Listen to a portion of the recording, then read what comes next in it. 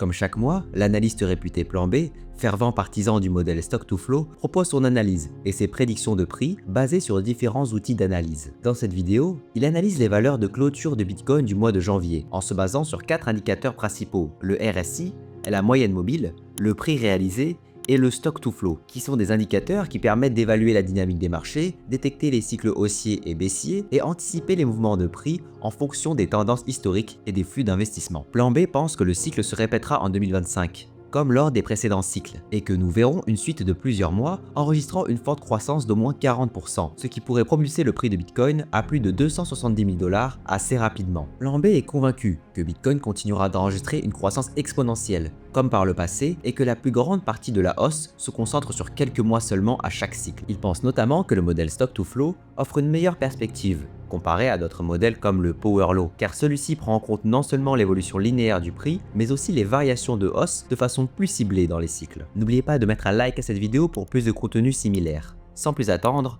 voici l'analyse de Plan B. D'abord, voyons le prix du Bitcoin. Nous avons un nouveau ATH de clôture mensuel à 102 000 $. Non seulement c'est un nouveau record, mais c'est aussi la première clôture mensuelle au-dessus des 100 000 $.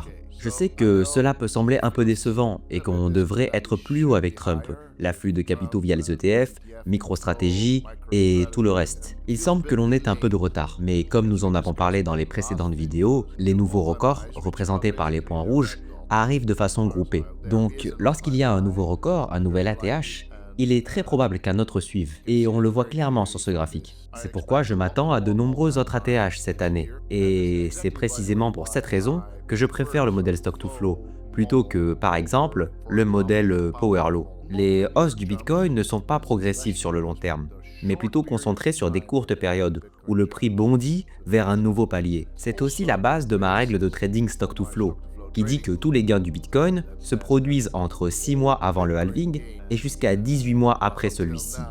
Et jusqu'à présent, cela se confirme aussi pour le halving de 2024.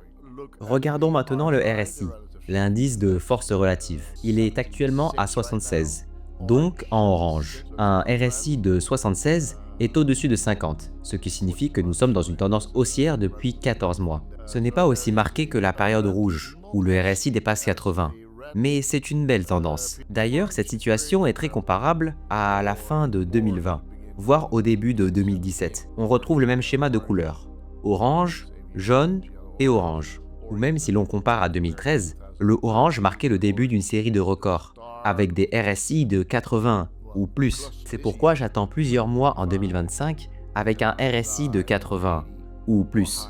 Pour être précis, j'anticipe au moins 3, voire 4 ou 5 mois de points rouges, c'est-à-dire un RSI supérieur à 80.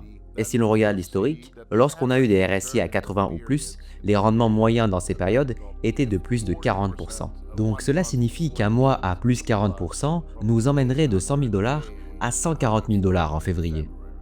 Et comme j'attends plusieurs mois de points rouges, au moins 3 fois plus 40% nous ferait passer de 100 000 $ à 270 000 $. Ce qui correspond à peu près à cette ligne des 300 000 $. Donc 270 000 $ est le prix minimum que j'attends pour 2025. Et avec 4 mois à plus 40%, le Bitcoin atteindrait jusqu'à 380 000 $. Et avec 5 mois, on arriverait même à 530 000 $, soit au-delà de cette ligne en pointillé. On verra bien ce qui se passe. Ces chiffres, 270 000, 380 000 et 530 000 $, sont beaucoup plus élevés que la plupart des prévisions actuelles. En fait, le sondage d'aujourd'hui sur Twitter montre que 3 personnes sur 4 n'imaginent même pas un seul mois à plus 40%, parce qu'ils n'ont jamais vécu ces périodes. Ils pensent que c'est du passé et que ça ne peut plus arriver. Moi, je pense que cela va très certainement se reproduire. Maintenant, regardons la ligne noire, la moyenne mobile sur 200 semaines. Elle est actuellement à 44 000 $, en hausse de 1 000 $ par rapport à décembre. À mon avis, cette hausse va s'accélérer dans les prochains mois.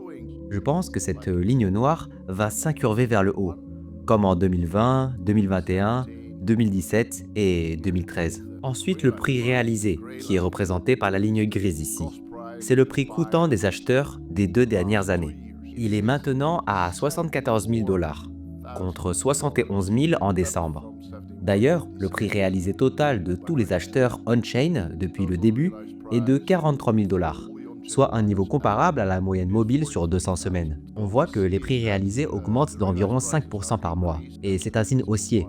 Mais c'est moins rapide que prévu, ce qui signifie que le prix doit encore monter fortement pour que cela se produise. Maintenant, pour le modèle Stock-to-Flow.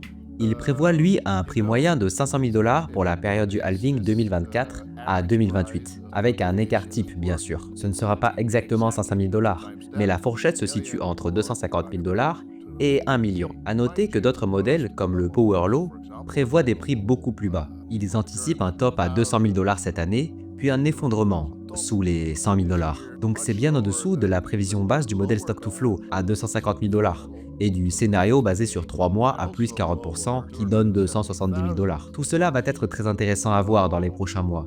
Et comme toujours, n'oubliez pas, tous les modèles sont imparfaits. Certains sont utiles, mais jamais justes. Ils sont juste une simplification de la réalité. Nous sommes actuellement mi-février et le Bitcoin s'échange en ce moment à environ 95 000 $. Pensez-vous que nous verrons une clôture du mois de février avec un nouvel ATH, comme le pense Plan B? Si l'on en suit sa prévision, cela pousserait le prix du Bitcoin jusqu'à 140 000 $ d'ici la fin du mois. N'hésitez pas à nous faire vos retours directement en commentaire. En attendant, je vous dis à très bientôt pour une prochaine vidéo.